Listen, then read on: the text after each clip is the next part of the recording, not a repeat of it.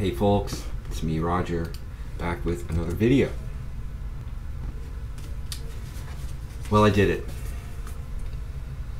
Made it down to Tuscaloosa to see the man, Anthony Braxton. Only caught one of these. There were 6 concerts.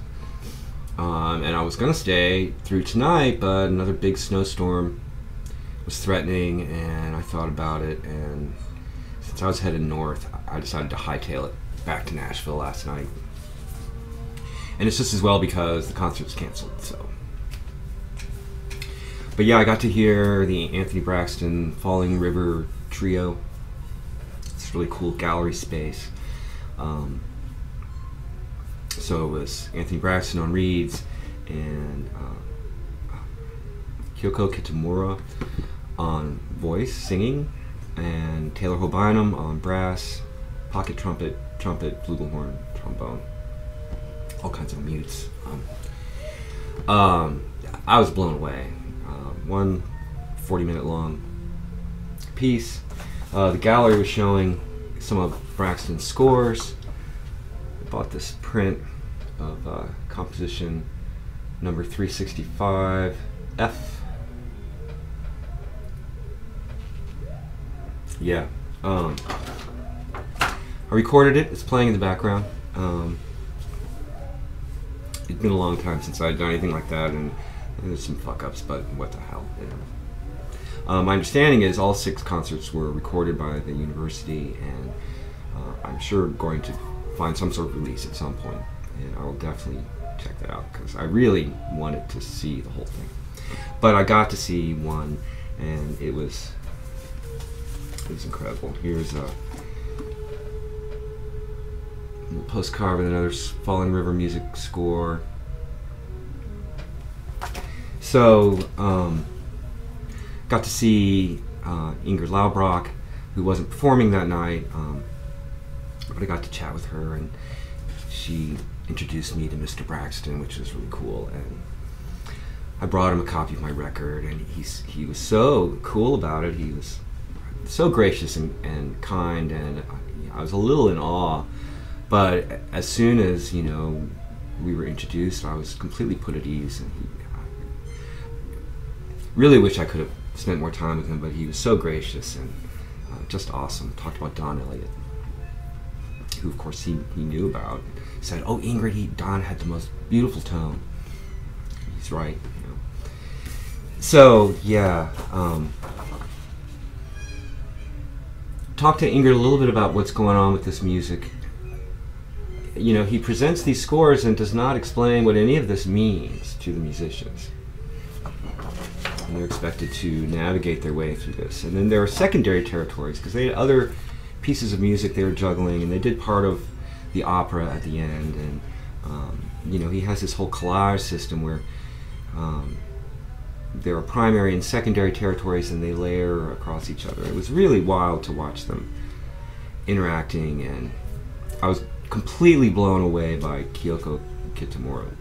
Just, you know, I'll be honest, classical singing and jazz singing generally I have a hard time with. It's my problem, I know, but she was incredible. I reminded me a little of what Joelle Landry does. Kind of unconventional and perfect for Braxton's world. Incredible, really. It was out of this world, and it was so cool to be able to meet him. I brought this along. He signed it for me. It's pretty cool. Yeah. I also got some other merch at the table. This is Anthony Braxton with 2 drummers, Thomas Fujiwara and the great Tom Rainey. Trio New Haven, 2013. 4 CDs.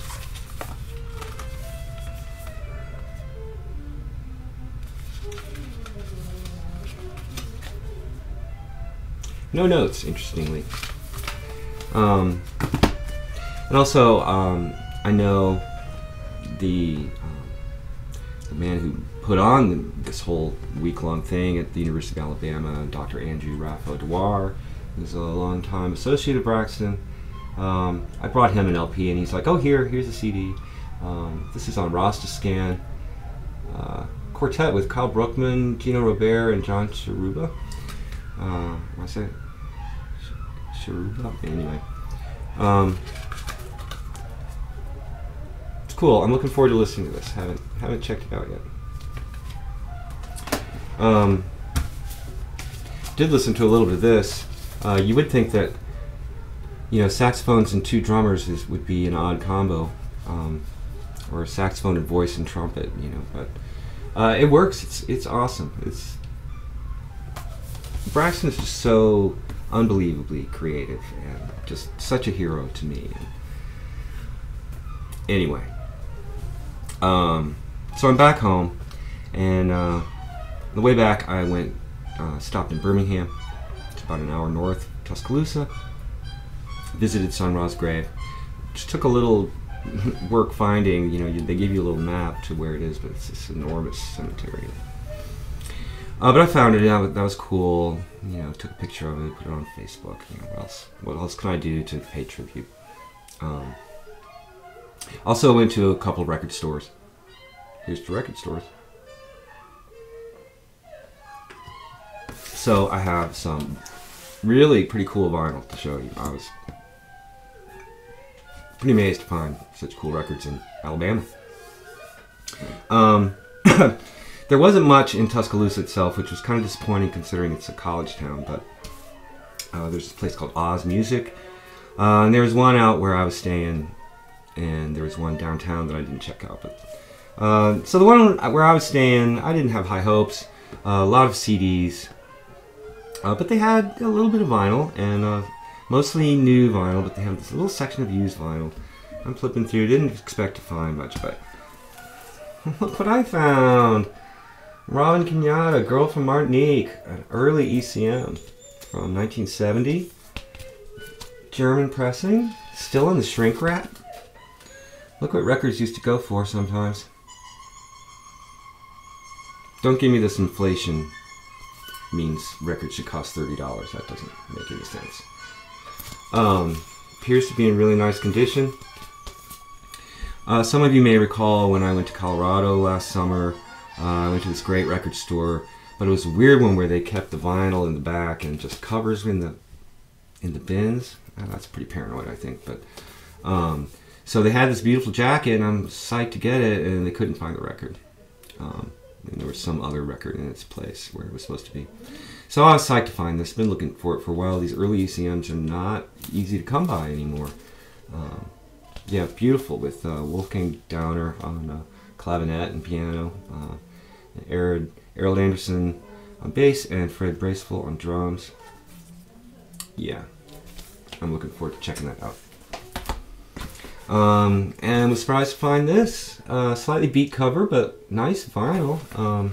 The Pentangle. It's on this Reprise label. I'm not sure if that's original or not. You know, everyone was saying when I brought up Pentangle in that video that this was the one to get, so yeah, there it was. Not terribly expensive either. Here's Tangerine Dreams Atom or Atem. This is a US pressing on Relativity, reissue from, not sure, 87. So, you know, not a European original, but I'm psyched to get it. It originally came out in 73 or 74, something like that. Yeah, cool. I love Tangerine Dream. Really nice copy of this for cheap. Mandrill Is from 1972. Nice gatefold. I really like these guys. Yeah, it's just like just what you would expect from this. Got a bunch of their other records. Easy to find, but usually trashed. And this is in nice shape. $6, $8, something like that. I don't know. So that was fun. So I drove up to Birmingham and checked out this place called Charlemagne Records in what's called the 5 Points neighborhood. Kind of gentrified little, you know, it's where a bunch of avenues and streets come together. It's a cool shop. They had a ton of vinyl, and kind of weirdly organized, but and I didn't even begin to go through the whole store, but in one jazz bin I found this right away, and I was like, well, okay, this is my kind of store. Donald Byrd's Blackbird on Blue Note from 1973. I've been eyeballing the recent reissue of this, but which is, you know, digital and pressed at United, so I wasn't real excited about it. Appears to be, you know, decent condition. Maybe a little pricey, but not a record you're going to find very often these days, and certainly not in this nick, as they say. So I kept digging, and they had this weird bin over by other reggae maybe, and it was like, oh, electronic, and I was like, okay. That's not where I'd file this. Matching Mole's Little Red Record from 1972 on Columbia, US pressing on Columbia. In the Shrink. I couldn't believe I found this record. Yeah, this is, of course, Robert Wyatt with Phil Miller and Bill McCormick and Dave McRae. Robert Wyatt's project after he left was kicked out of Soft Machine. One of Sam's favorite records, I know, and again, not something you see around, so I snagged it out of the electronic bin, where they also had a bunch of Fred Frith stuff. Here's Speechless from 1981 on Ralph Records. I've heard this from back in the day, but I never owned it. Second side has Bill Laswell and Fred Mayer, basically Massacre, and some other things. Yeah, this is classic. You know, Fred Frith's post Henry Cow period. Yeah, so excited to find that. And this, 1983, still in the Shrink, cheap at half the price on Ralph Records. Now, unlike Sonic Mainliner, I am going to take the shrink wrap off of these right away and clean the covers and put them in nice blade sleeves. But it is kind of exciting to find records in shrink wrap sometimes. I check for warps when I look at shrink wrap records. Yeah, Fred Frith, awesome. Another Fred Frith related record, the Art Bears Winter Songs. Been looking for this for a while, had it back in the day, sold it. I have all the other Art Bears records. This is on Re-Records. When is this from? How's the insert?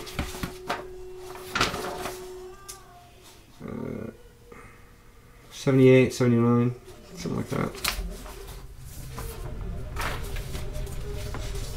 It is on Re, isn't it? Got a Ralph's. Yeah, it's on Re. So yeah, Fred Frith and Dagmar Krause and who else? Chris Cutler from Henry Cow. Dagmar Krause's voice, you know, speaking of vocal experiences, it can be a little rough going, very intense, very German, very, again, you know, classically trained and operatic at times, but intense and so creative. So happy to have this to complete my Art Bears LPs.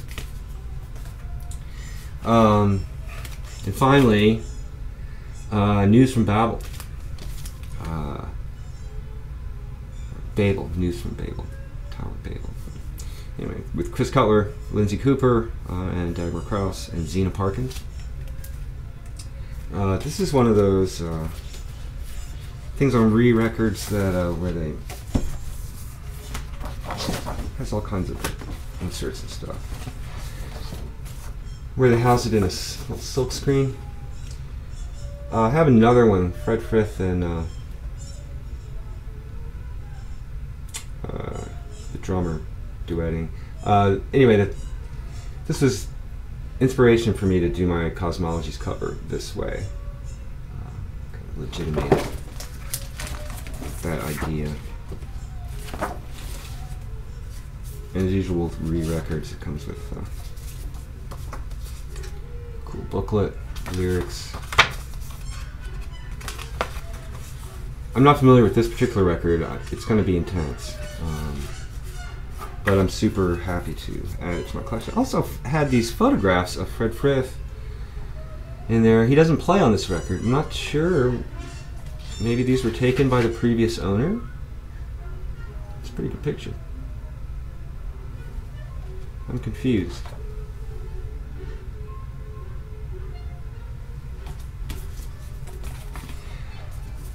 Yeah. These little inserts. You could subscribe to them back in the day.